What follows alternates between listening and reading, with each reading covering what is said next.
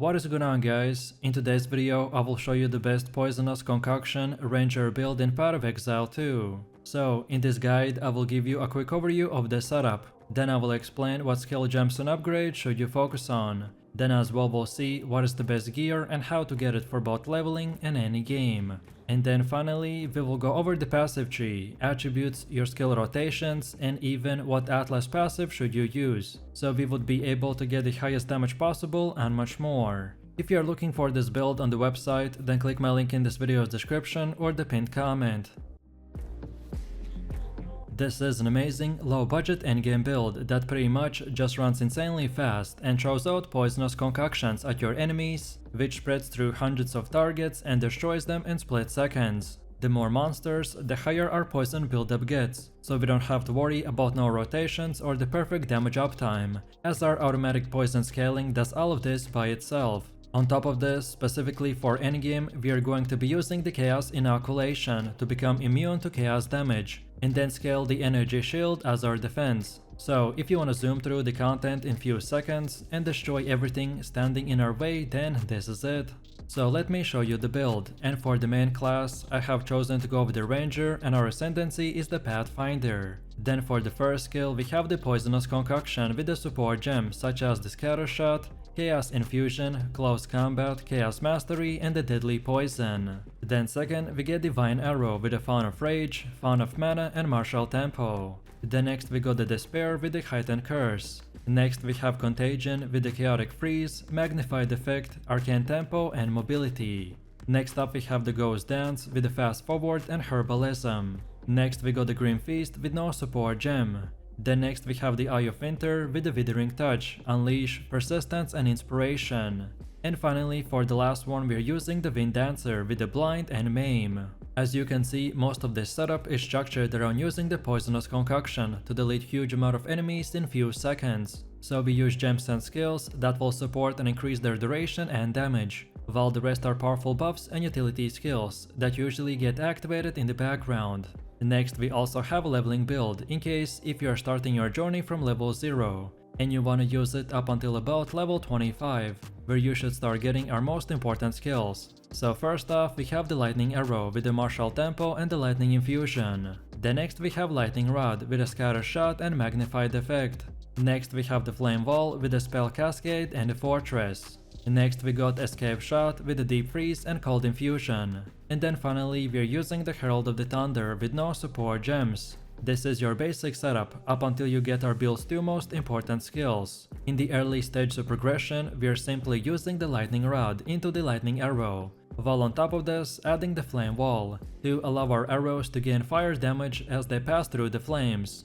Next up we have our passive tree, and if you are interested in a full in-depth guide on how it works, then check out my beginner guide. So let's take a look at our setup, and we want to start at this projectile damage node, and then go like this while taking these 4. So Blur, Combat Alchemy, Honed Instincts, and the Clean Shot. Then next we keep on going until this point, and then also grab all of these. So Master Fletching, Stacking Toxins, Lasting Toxins, Escape Velocity, and the Freedom of Movement. Then from here we want to circle back a little and take this one node called the Crippling Toxins. Then afterwards we now go like this and then take the right. And from here just keep on going while also taking the Leeching Toxins and the Kite Runner. And then from this point you can unlock all the other nodes in whatever order you prefer. All of these nodes that we got are very useful, but the ones I mentioned have the top priority, as they're the most important ones to acquire early on in the game, to make our build functional, and then in the late game to make it even more powerful. Also, as far as attributes go, you just simply want to fulfill your attribute requirements for gear and skill gems, and then after that spend the rest of your leftover attributes into more dexterity. And the top 4 best options to go for is the increased bonus gain from equipped quiver. Then second we want the increased maximum energy shield. Then third we get increased magnitude of poison you inflict. And then finally we have increased poison duration. All of these are very important, but equip whichever one you get first. And then now let's go all the way to the middle again, and for Ascendancy build, this is what we have. So at the beginning you want to get Brew Concoction, as this gives you the option to pick the Poisonous Concoction. That provides us with our main skill and the core of our build. Then second we get the Contagious Contamination, which mostly saves us from having to run the Herald of the Plague, which costs about 30 spirit. Then third we get the Overwhelming Toxicity, which doubles our poison damage, assuming that we can keep up with our poison stacks. And then finally for the last one we got the Traveler's Wisdom, which gives us 6 extra passive nodes. This might not sound like much, but at the endgame we can see a huge impact, especially if we spend them on more energy shields. So feel free to use the exact same path as I have right here. And don't forget to check this video's description to find a link for this website, and this should make it easier for you to follow the tree. Next up we have our Atlas passives, and this build will benefit a lot from a high pack size, so that our poison can spread through and use the contagious contamination.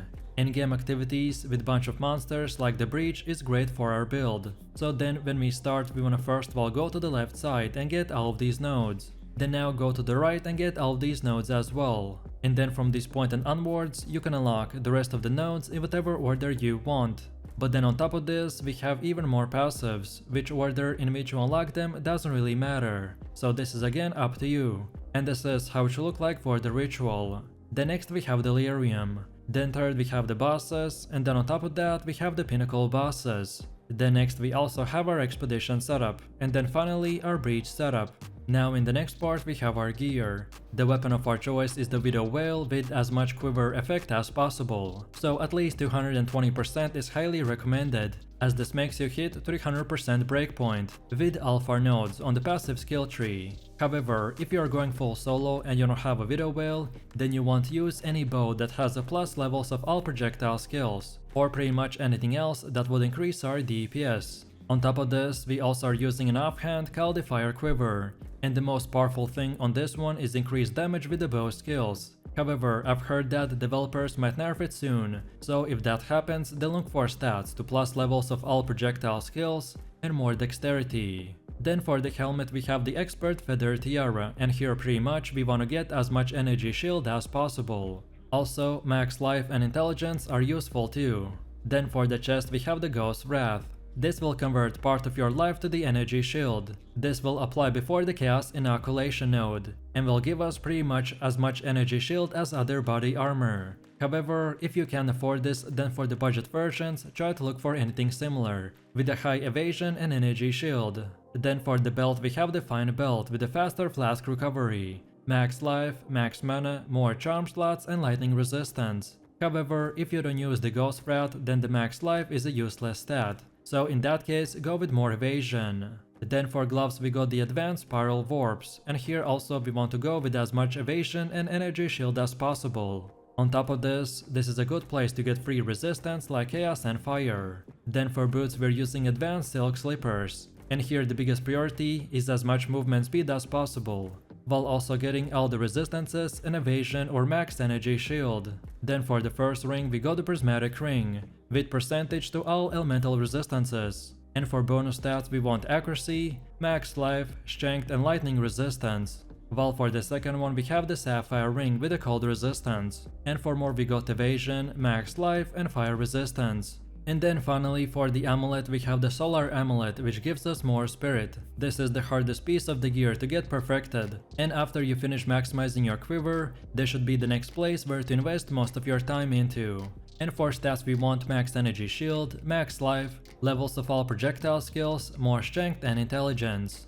No matter which gear you choose, just at least try to get 75% resistance cap on all 4 elements. This is a starter setup, which should be more of an example of what stats and prefixes to look for. The next we have runes. During early item progression, most gear is sacred with resistant runes. However, once your elemental resistances have been capped and resistant runes are no longer necessary, then you want to opt in to increase your maximum life, with body runes or consider Sacting a soul core. So right now on our weapon and offhand, we're using the Iron rune, while for the rest of our equipment we're going with the Glacial rune. And as far as getting this gear goes, by far the best way to get better gear in the campaign is to check the vendor in the town each time you level up, as vendors can change their offerings based on your level, so this is the best way to find upgrades. And then after level 65, you just wanna keep continuing repeating your maps until tier 16.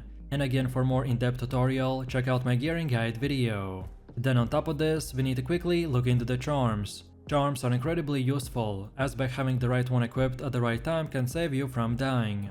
If you are struggling with certain bosses, then look into what damage type they are using, and then use that specific charm to increase your resistance. For me personally, I like to use the Taving charm for when we become frozen. Then second, get the Stone charm for stuns. And then finally for the last one, get the Golden charm for when we kill rares and uniques. But as I said, which one you choose will entirely depend on the enemies that you're fighting. So feel free to experiment and mix and match.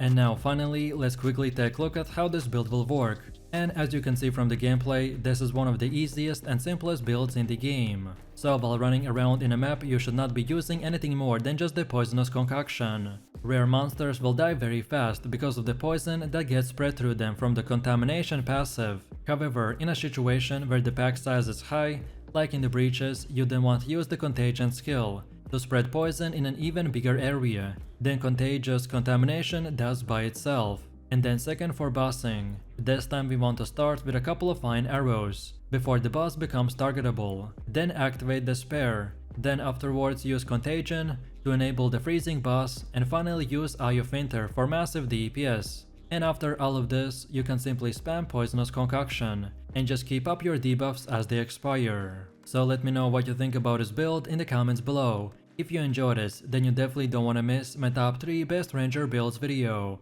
where I showed even more powerful builds. So click the screen now and I'll see you in the next one.